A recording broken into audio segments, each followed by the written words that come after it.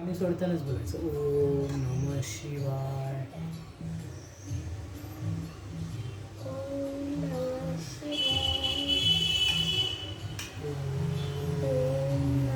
शिवाय शिवाय शिवाय शिवाय. आता 21 वेळा शर्करायुक्त दूध आहे ना ते, हां ते समोर घे.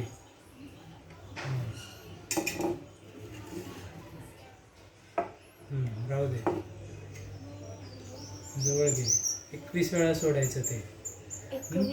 हां ते तिथंच ठेव. 21 वेळा ना? हां सोडायचं. ओम नमः शिवाय. तू पण हात लाव ना. ओम. दूध घे, त्यामध्ये दूध व्यवस्थित घे. एक वेळ झाला, दुसरी वेळ. ओम नमः शिवाय. ओम नमः शिवाय. ओम नमः शिवाय. ओम नमः शिवाय.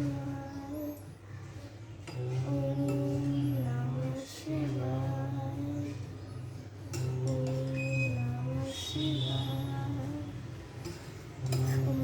नमः शिवाय. ओम नमः शिवाय. ओम नमः शिवाय. ओम नमः शिवाय. ओम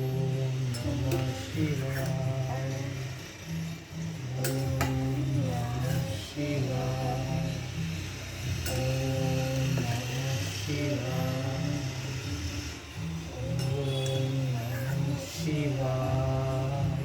आता पाणी 5 वेळा घालायचं. परत अजून.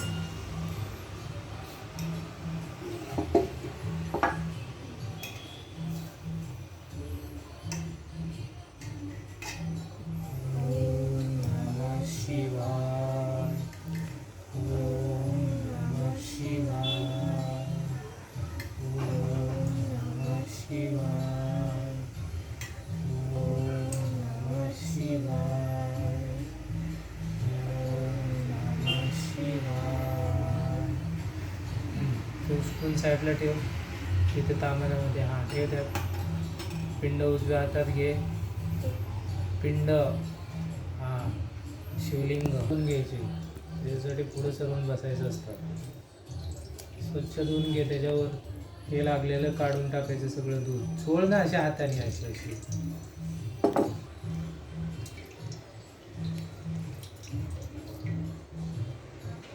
निघायची चांगली.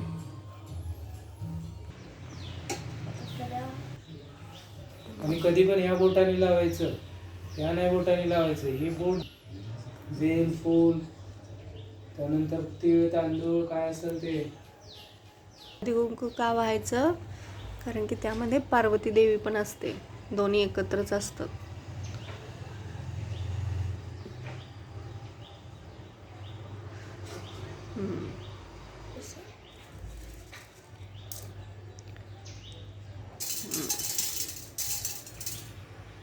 फुलवा.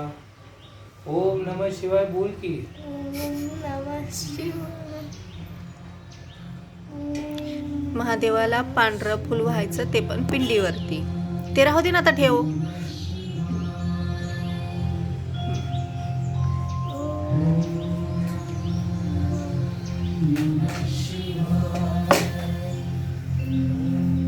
नैवेद्य दाखवला, अगरबत्ती ओवाळली, धूप दिवा ओवाळला. ओळा. शेवटी नैवेद्य दाखवायचा असतो. आता वेळा असा फिरवायचा, राईट टू लेफ्ट.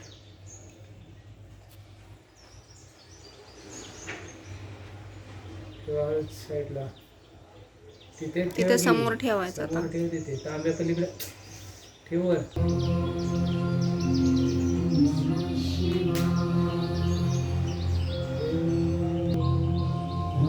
स्वच्छ करून घ्यायचा.